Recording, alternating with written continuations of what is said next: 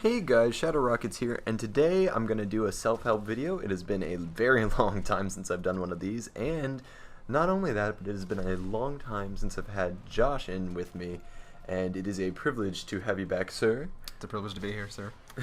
So, fitting enough, we are going to be talking about moving forward, not dwelling in the past, taking it from here on out and learning from your mistakes, but just not getting stuck in the past.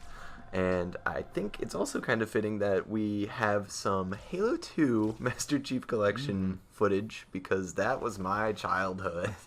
And also it's the 10-year anniversary, and you know what? It is also the 1-year anniversary of the Xbox One this weekend. So, all those fun facts underway, let's get right into it. Let's start with about, not talking about the past, some negative repercussions of that, or some negative things that could happen. And then we can roll into the positives. Okay. I know for one, if you get stuck on the past, we as humans tend to focus on negative things rather than the positive things. I've heard that many times throughout my life, and it's true more often than I like it to be. And I feel that, maybe dwelling in the past could be a good thing if you're focusing on, like, man, I was really cool back then. But at the same time, you just said that you were cool back then. Keywords. Yes. So there may be some, hidden meaning in there such that you are not as content now as you were back then. That is true. So, I don't know, do you have any personal like, oh man, I've been in the past, Oh, for sure. I mean, I think we can all kind of attest to that. That we've all had instances where we've been living in the past, more so than we should. I mean, depends on the situation, I guess. I mean, looking to the past is definitely a good thing, but it depends on the situation you're in. I don't think it's ever a good thing to actually live in the past or just kind of hold on to something, at least to what you actually were before. So if there's a characteristic that you kind of embodied, or just a kind of lifestyle that you kind of embodied at a certain point in time, and I mean, you recognize that you've moved on from that, but you're still not willing to actually fully recognize it within yourself. Like, that's not something that you kind of want to dwell back to. But I mean, if you're looking back for a certain reason, I mean, that's more than plausible. I mean, you kind of have to look back. I mean, like we were talking earlier, one of our top 5 strengths for Strengths Quest was context, which is looking back to the future, actually looking at a clear picture of the past to actually move forward to the future. To learn about the future, make choices, right. So, I mean, pick and choose what you have to do, looking in the past, but do it effectively, do it positively, do it responsibly. So if you are looking to the past, do it to build upon for your future. Don't look to the past to dwell in it. Look to the past to build further on the future. Right. I mean, if you want to conceptualize it in that way, it's kind of hard to explain. But I mean, you see so many stories of it's kind of serious topic, but I mean, this is a serious video. So you see all these veterans of wars, very old, but they're stuck. They're stuck in those wars. They only remember those times. Even, young war veterans, they remember these times of pain and tragedy that they've recently undergone, and they can't get out of that mindset. They're stuck in it. Yeah.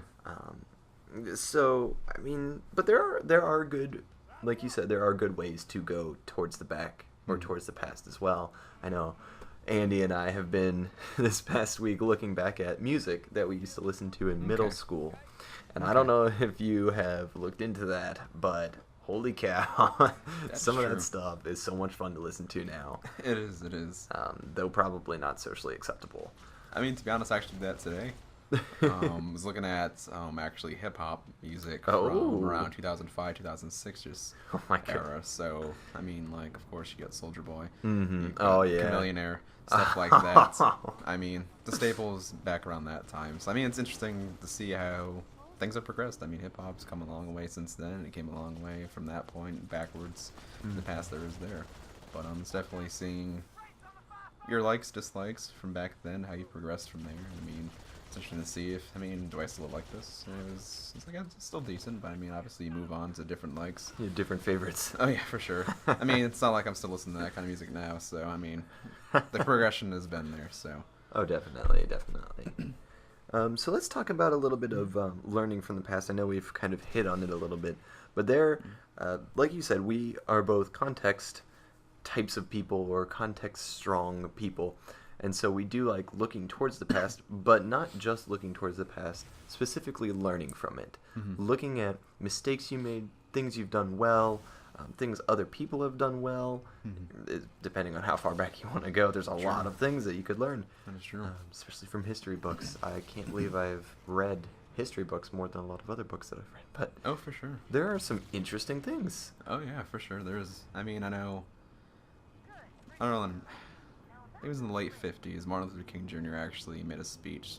I forget who he was addressing exactly what the crowd was, but he's talking about the context of the civil rights revolution, kind of like putting it into the context looking at the past, and he actually kind of explained it in kind of a three-part notion.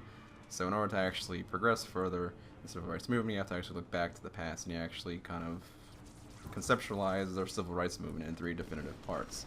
So he brought it back to pre-antebellum times. He said that was basically the times where African Americans were treated as slaves.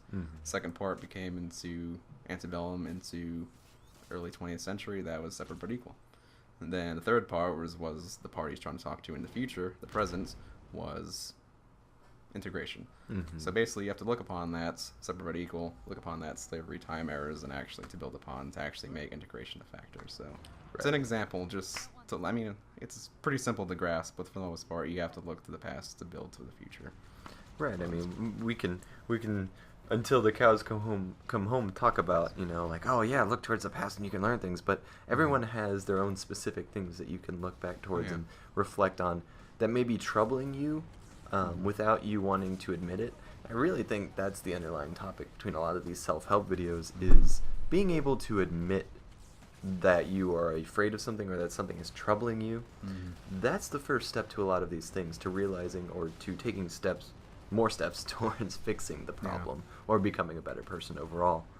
So I mean, that's a great example. Actually, you were very specific. I appreciate that, bringing that to the table. I know.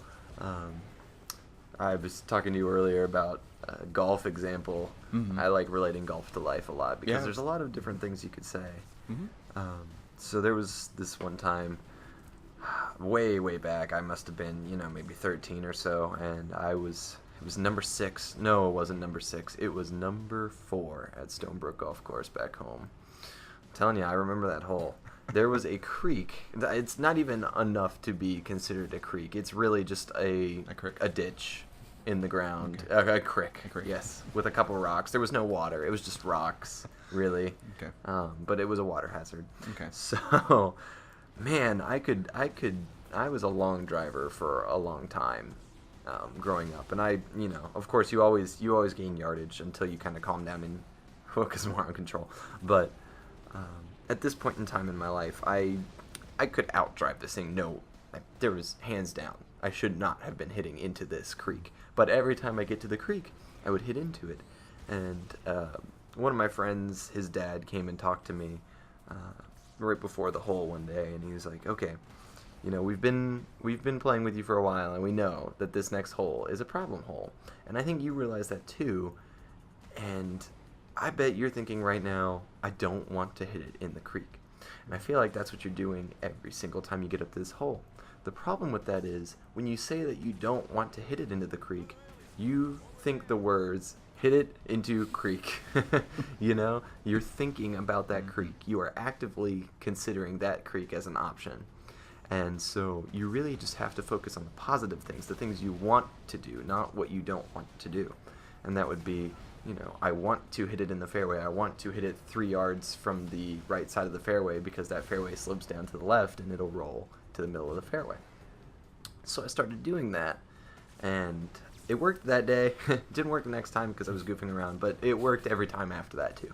So, it might be something, it might be a slow start, but it's definitely something to consider, focusing on the positive aspects of your past and your present and your future. Think in the now. Don't consider the things that have gone wrong in previous attempts of whatever you're doing. Think about what you want to do, and don't focus on what you don't want to do. So I guess that's a good segue into previous weaknesses you may have had. That kind of goes on to the how we always focus on negative things. Mm-hmm. But I mean, all the time, I think in junior year of high school, I feel like that was when I was at my prime. You know, I know a lot more than I did then. However, I was very actively engaged in my learning junior year of high school. And that may have been because I thoroughly enjoyed AP Physics a lot and I had a great teacher. And that was a very difficult class, but I understand that now, and to me now, that's an easy class. I just feel like I made the most steps towards education back then. The problem with that is, you know, I think, oh, I was at my prime junior year of high school. That's kind of putting me down now. It's kind of setting me in the mindset for saying, like, oh man, if I had taken this earlier or whatever, you know, like every year I take this harder and harder classes, these harder classes, and it's just getting worse. It's getting harder to learn them. Well, no, the classes are hard. Yeah. You know. Gotcha. So do you would like to chime in there? Or? Yeah, I guess going with the whole prime thing, I feel like I'm actually at my prime now. Okay. For the longest time, I just battled with a lot of personal issues, just like insecurity issues, just trying to find myself. For the longest time, the biggest issue for me was just trying to actually find the inner happiness. I feel like I never had a full grasp what it actually looked like, and I feel like if you don't actually have a vision of what happiness actually looks like, I mean, you're not gonna know where to start to look for it. So if you don't know, like, if you don't have the starting point to actually look for it, and vice versa, I feel like you're kind of in a tough position. For the longest time, that was my issue. I guess the perfect example for that was the context of a previous relationship I was in. I mean, we both had our different issues on both ends. At least from my perspective, I'll just talk about myself in that regard. A lot of things I would say or do based on my own insecurities or my own issues that I did have that would project them on their relationship in a negative manner. Which is kind of what we were talking about earlier about the whole concept of insanity, doing the same thing over and over again, expecting a different result. Right. And of course, time and time again, I mean, in a really context relationship, we have our issues, have our arguments, resolve it, and obviously resolve to make it better again in the future, but I would still fall back on those previous ideals or ideas. Exactly. I'd still fall back on my previous actions. I'd still go back to the same behavior I would do before, and I mean, it would just be a recurring cycle in a negative manner. And I mean, as much as I wanted to improve, I still couldn't, because I was still battling those same issues. So as much as I wanted to improve, as much as I wanted to make sure that relationship was healthy, was sturdy, or would persist, I still could not move past that. So, I mean, unfortunately, it did end, and I feel like it probably needed to end for me to actually fully realize that and put it in perspective. I mean, it's sad that we are reactive in that manner. I mean, it takes something devastating like that to actually put things in perspective and actually put ourselves back on a positive trajectory, at least personally speaking. I mean, it did that for me, and I mean, it's been 8 months since I've been out of that relationship, and I feel like I'm at the pinnacle of who I am, how I know where I want to go in life. And I mean, it's sad at the same time that you finally reach that pinnacle, you finally feel how you can access that happiness and how to go about it, and you just have that perspective in life where you just feel like you're a one person, like you feel like you know where you're going, you feel like you know who you are. And it's sad because you can't share that with the person that you had that relationship with for so long. And I mean, it's like, I guess that's just a toss up. I mean, that's how the cookie crumbles sometimes. But yeah, the cookies. I mean, for those who don't know, Josh, congratulations, you did graduate since the previous I did video. So I mean, that could be a good confidence booster as well. I mean, it is. That's an accomplishment. A lot of people don't even graduate college, so that is true. And I mean, I don't know how to put this, I guess, but I think it was just the devastating factor of the whole relationship ending after 4 years that just finally put it in perspective. Like, I don't know exactly how it went. Everything just fell into place after the fact, and everything just seemed more clear. I think it's the fact that my previous partner was a negative influence on my life where I couldn't do that. I wouldn't necessarily say that I wasn't my best around her, but I don't know exactly why that was. Just everything just kind of cleared up, and I just felt the need to actually keep on going. Very true. I don't know. It's interesting. Yeah, no. Sorry to extrapolate beyond. No, I like it. I like it. This is a good conversation. It is, definitely. I mean, you never know when there's someone out there who could be going through the same thing.